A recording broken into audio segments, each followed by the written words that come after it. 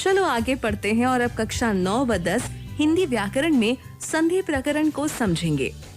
RSCERT Udaipur के निर्देशन में इस पाठ का आलेखन किया गया है डॉक्टर राकेश कटारा जी द्वारा और समीक्षा की है डॉक्टर छाया शर्मा जी ने। आओ पाठ सुनते हैं। विद्यार्थियों नमस्ते। कक्षा 9 और 10 के लिए अनिवार्य हिंदी के अंदर जो संधि प्रकरण है, आज हम उस पर चर्चा करेंगे। आप कुछ शब्दों के निर्माण पर विचार करें। जैसे हम प्रतिदिन पढ़ने के लिए कहाँ आते हैं? ठीक पहचाना आपने, विद्यालय में। या कोई बीमार पड़ जाता है तो हम रोगी को कहाँ ले जाते हैं? बिल्कुल सही, चिकित्सालय में।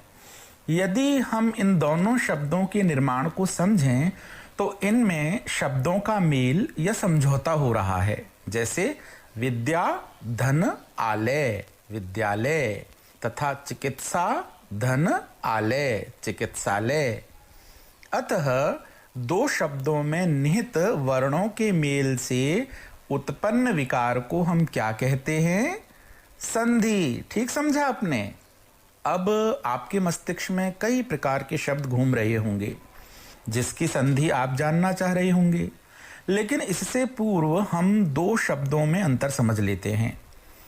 जब प्रथम शब्द का अंतिम वर्ण और द्वितीय शब्द का प्रथम वर्ण आपस में मिलकर किसी नियम से जुड़ते हैं तो नया जो शब्द बनता है उसे हम संधि शब्द कहते हैं। जैसे एकांकी एक शब्द है, इसमें दो शब्द मौजूद हैं। एक धन अंकी, दो शब्दों से मिलकर बना है। एक शब्द में क के पीछे अ की ध्वनि सुनाई दे रही है, फलस्वरूप प्रथम शब्द का अंतिम वर्ण क्या होगा? अ। और दूसरे शब्द अंकी का प्रथम वर्ण क्या है? अ। परस्पर दोनों जुड़कर अ और अ मिलकर आ की मात्रा बना रहे हैं। इस जोड़ को हम क्या कहेंगे? शाबाश, संधि। आइए अब हम एकांकी शब्द को तोड़कर समझें, अलग अलग कर समझें। बताइए, एक धन अंकी, ये जो टुकड़े हैं ये क्या कहलाएंगे? ये कहलाएंगे विच्छेद। इस प्रकार विद्यार्थियों, आप ये जान गए होंगे कि दो अलग अलग शब्दों का जुड़ना संधि शब्द का निर्माण करता है और एक संधि शब्द का टुकड़े हो जाना विच्छेद शब्द का निर्माण करता है। विद्यार्थियों, आप विचार करें कि पिछली कक्षाओं में आपने संधि के कितने प्रकार सुने या पढ़े हैं? सही सोचा आपने, 3 प्रकार। अर्थात संधि मुख्यतः 3 प्रकार की होती है। प्रथम स्वर संधि, द्वितीय व्यंजन संधि तथा तृतीय विसर्ग संधि। प्रिय विद्यार्थियों, आप विचार करें कि किस स्थिति में किस प्रकार की संधि होती है। जैसे यदि प्रथम शब्द के अंतिम वर्ण में स्वर हो तथा द्वितीय शब्द के प्रथम वर्ण में स्वर हो, मतलब स्वर धन स्वर दोनों का मेल हो, तो कौन सी संधि कहलाएगी? बिल्कुल ठीक, स्वर संधि। अब आप सोचें कि यदि एक वर्ण स्वर का और दूसरा व्यंजन का हो, या दोनों ही व्यंजन के हों और उनके मेल से जो संधि बनती है तो क्या कहलाएगी? हाँ, बिल्कुल ठीक कहा आपने, व्यंजन संधि। अब जरा सोचें कि यदि प्रथम शब्द का अंतिम वर्ण पर विसर्ग का चिन्ह है या विसर्ग की ध्वनि सुनाई दे रही है और उसके बाद जो अगला शब्द आ रहा है उसका प्रथम वर्ण या तो स्वर है या व्यंजन है, तो ऐसे स्थिति में जो संधि शब्द बनेगा वह कौन से संधि का भेद कहलाएगा? ठीक पहचाना आपने, विसर्ग संधि। प्रिय बच्चों, संधि कभी भी मनमाने तरीके से नहीं होती है। संधि के लिए कुछ नियम या शर्तें होनी बहुत जरूरी होती हैं। इन्हीं शर्तों के कारण प्रत्येक संधि के प्रकार एवं कुछ उप प्रकार या उपभेद बन जाते हैं। जैसे हम प्रथम स्वर संधि की ही बात करते हैं तो स्वर संधि के 5 उपभेद होते हैं। पहला, दीर्घ स्वर संधि, अर्थात जब दो सजातीय वर्ण परस्पर मिलकर उसी स्वर का बड़ा या दीर्घ रूप बनाते हैं तो संधि का नाम होता है दीर्घ स्वर संधि। शाबाश, बिल्कुल सही सोचा आपने। इसका उदाहरण समझते हैं। जैसे मध्य धन अवधि, इसमें अ धन अ इस वर्ण की ध्वनि सुनाई दे रही है और दोनों मिलकर आ बन जाते हैं।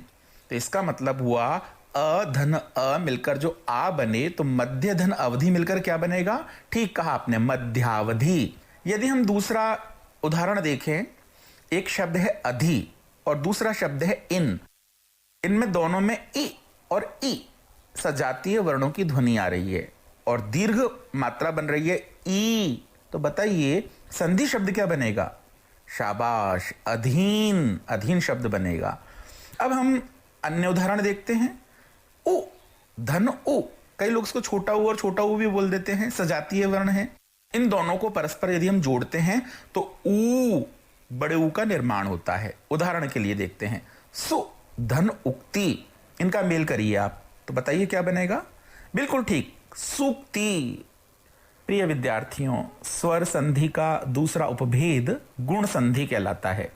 इसमें अ अथवा आ के बाद यदि इ या ई वर्ण आता है तो ए की मात्रा उत्पन्न होती है। जैसे स्व धन इच्छा, इन दोनों शब्दों को जोड़ेंगे तो संधि क्या होगी? बिल्कुल ठीक, स्वेच्छा। इसी प्रकार से अ अथवा आ के बाद यदि उ या ऊ वर्ण आता है तो ओ की मात्रा उत्पन्न होती है। जैसे पूर्व धन उत्तर, दोनों को मिलाने से क्या संधि शब्द बनेगा? पूर्वोत्तर। ठीक कहा आपने। अगला अगर हम उदाहरण देखते हैं इसी में, तो यदि अ या आ के बाद री से ऋषि, री वर्ण आता है तो अर की ध्वनि उत्पन्न होती है। जैसे महा धन ऋषि, इस शब्द का मेल कराने से कौन सा संधि शब्द बनेगा? महर्षि। ठीक समझा बिल्कुल आपने। प्रिय विद्यार्थियों, स्वर संधि का तीसरा उपभेद होता है वृद्धि संधि।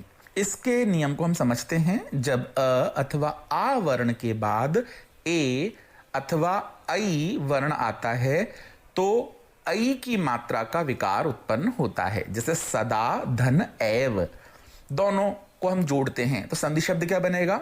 शाबाश, सदैव शब्द बनेगा। यदि अ अथवा आ के बाद ओ अथवा औ वर्ण आता है तो औ की मात्रा का विकार उत्पन्न होता है। जैसे परम धन ओजस्वी, दोनों शब्दों को जोड़िए, क्या संधि शब्द बनेगा? ठीक कहा आपने, परम ओजस्वी। प्रिय छात्र छात्राओं, इसका चौथा उपभेद देखते हैं हम। जो स्वर संधि का चौथा उपभेद है वो यण संधि कहलाता है। इसके नियम को भी जानते हैं। जब इ अथवा ई स्वर की मात्रा के बाद इ अथवा ई नहीं आए, इसके अलावा कोई दूसरा स्वर आ जाए जिसे हम विजातीय स्वर कहते हैं, तो य का निर्माण होता है और विजातीय स्वर पर जो मात्रा लगी हुई होती है या विजातीय स्वर की जो ध्वनि होती है वह य पर लग जाती है। जैसे वि धन अंजन, दोनों शब्दों का मेल करिए तो क्या बनेगा? शाबाश, व्यंजन। व्यंजन शब्द बनेगा। अति धन उत्तम, दोनों को मेल करने से क्या बनेगा? अत्युत्तम, संधि शब्द बनता है। ठीक पहचाना आपने। जब हम उ या ऊ के स्वर या मात्रा के बाद उ या ऊ से अलग कोई अन्य स्वर जोड़ते हैं तो व वर्ण का निर्माण होता है तथा विजातीय स्वर की मात्रा व वर्ण पर लग जाती है। जैसे सु प्लस अच्छ, इसके मेल से कौन सा शब्द बनेगा? बिल्कुल सही, स्वच्छ।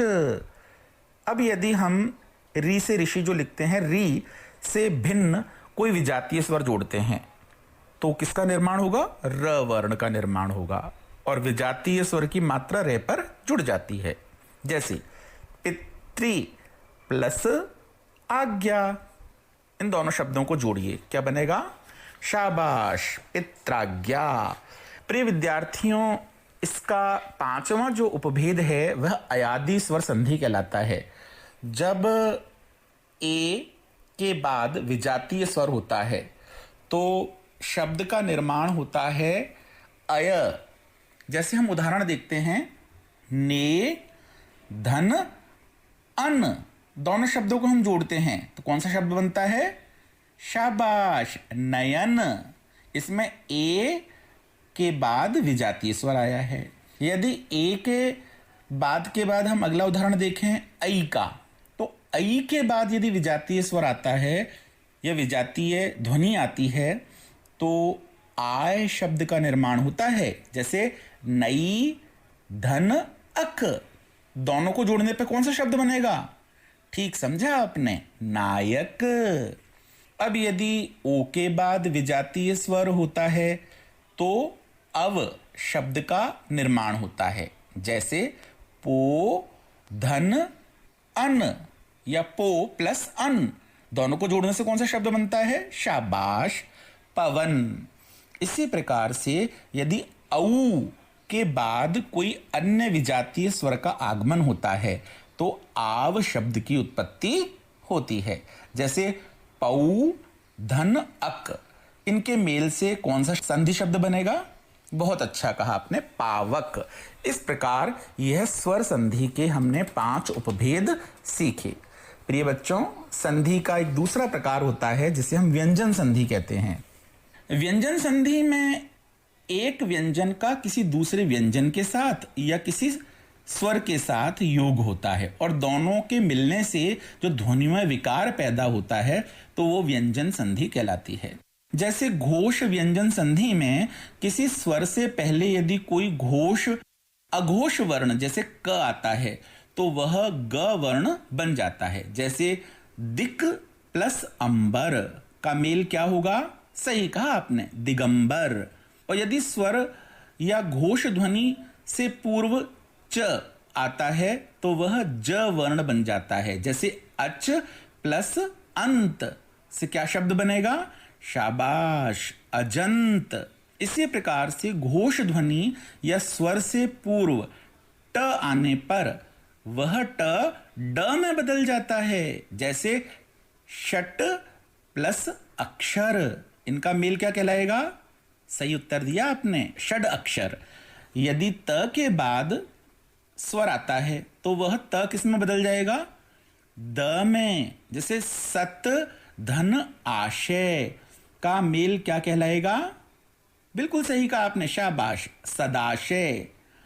यदि अघोष व्यंजन संधि के उदाहरण देखें तो हमें पता चलता है कि द के बाद अघोष वर्ण क, त, थ, प, स आता है तो वह त में बदल जाता है। जैसे उद, धन, तीर्ण। बताइए इसकी संधि क्या होगी? बिल्कुल ठीक, उत्तीर्ण। अनुनासिक व्यंजन संधि में अनुनासिक वर्ण न या म से पहले यदि निरनुनासिक वर्ण जैसे क, ट, त, द वर्ण आते हैं तो क्रमशः जो क है वो अंग में बदल जाता है, ट है वो ण में बदल जाता है, त या द है वो न में बदल जाता है। जैसे वाक प्लस मय, तो इसकी संधि क्या होगी बताइए? शाबाश, वांग में, वांग में। तो ये हमने कुछ उदाहरण देखे जो व्यंजन संधि के बारे में बताते हैं। अब तीसरा जो भेद है संधि का वो कहलाता है, शाबाश, व्यंजन संधि के बाद तीसरा भेद है विसर्ग संधि। यदि विसर्ग चिन्ह के बाद घोष ध्वनि आती है तो विसर्ग ओ की मात्रा में बदल जाता है। जैसे उदाहरण के लिए मनः, धन, अनुकूल, या मन के पीछे विसर्ग की ध्वनि आ रही है, मनः, धन, अनुकूल, और इसका संधि शब्द क्या बनेगा बताइए? शाबाश, मनोनुकूल, अर्थात मन के अनुकूल। यदि विसर्ग के बाद ई या ए स्वर आता है तो विसर्ग चिन्ह गायब हो जाता है।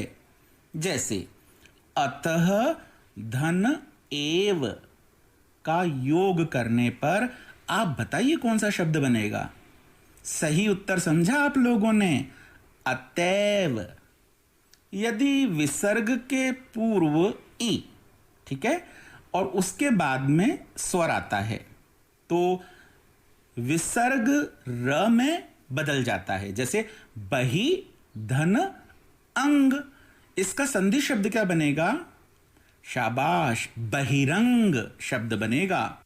यदि विद्यार्थियों विसर्ग से पूर्व अह या आहा हो और विसर्ग के बाद यदि क अथवा प हो तो विसर्ग का रूपांतरण स में हो जाता है।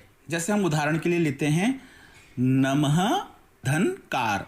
बताइए इसकी संधि क्या होगी? हम सब लोग करते हैं। बहुत अच्छा कहा आपने, नमस्कार शब्द बनेगा। इसी प्रकार से नमस्ते शब्द बनता है।